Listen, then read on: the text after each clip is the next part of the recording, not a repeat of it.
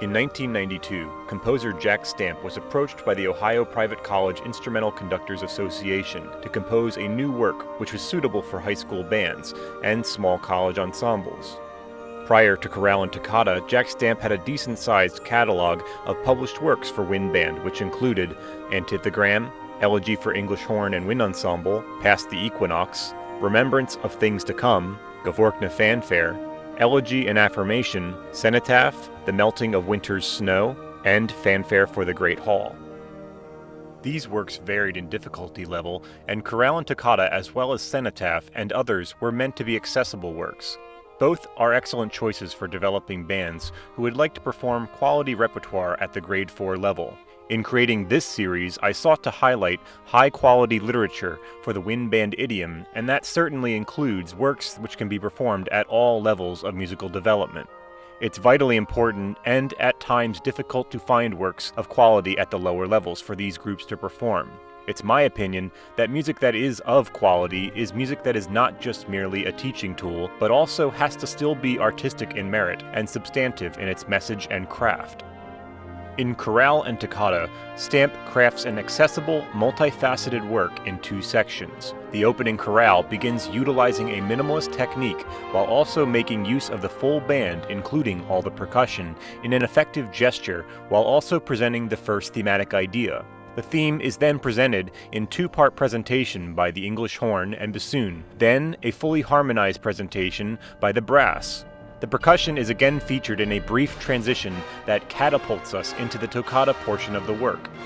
This section of the music is a clever and economic oscillation between 2 thematic concepts: the chordal motive, which serves as a ritornello or refrain that encapsulates the interior contrapuntal sections. Each refrained chordal motive is varied, and each presentation of the toccata theme evolves with more dense and complex contrapuntal techniques, such as inversion and stretto. The work is dedicated to Robert Washburn, Jack Stamp's first composition teacher. While in high school, his band performed Washburn's symphony, which caught the ear of the young Stamp, and he wrote to the composer a letter expressing his appreciation of Washburn's piece, and also requesting to possibly study composition with him. Washburn was a professor of music at the State University of New York at Potsdam, and he generously arranged for Stamp to come and study composition with him for a summer, and in that time, Washburn imparted a lot of his wisdom and technique.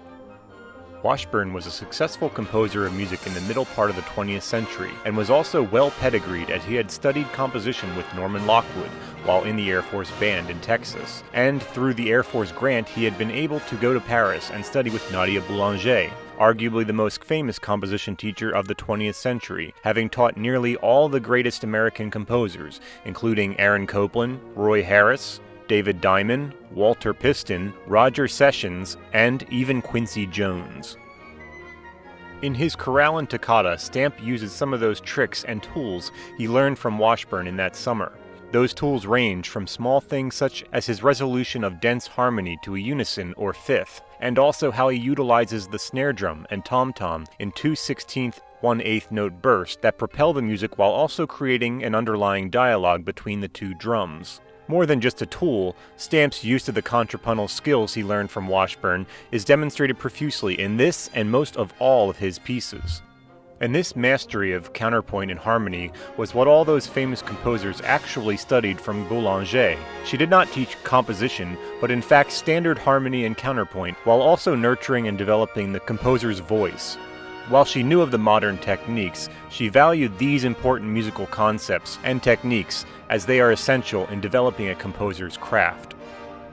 If you don't know, I'm actually a former student of Jack Stamp, having studied with him in the late 2000s and early 10s before going to study with my second teacher, Mark Camphouse. Both of these composers had exactly what I was looking for in a composition teacher, which was that kind of old-fashioned grit and mastery of the process and technique, rather than just prestige and popularity.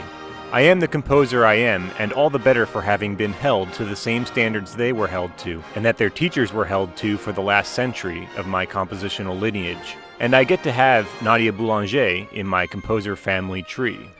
While I and my teachers all learned to compose largely in their own time and of their own self-motivations, it's the mentors and teachers which direct and shape the development of that composer so immensely, and I and Jack Stamp and any composer with some humility all take the time to give the proper credit and appreciation to those who took the time to invest in us. And so in dedicating his 1992 piece, Jack Stamp repays Robert Washburn for his generosity in that summer he spent in upstate New York, while presently still continuing the cycle of giving back and enriching generations of future musicians.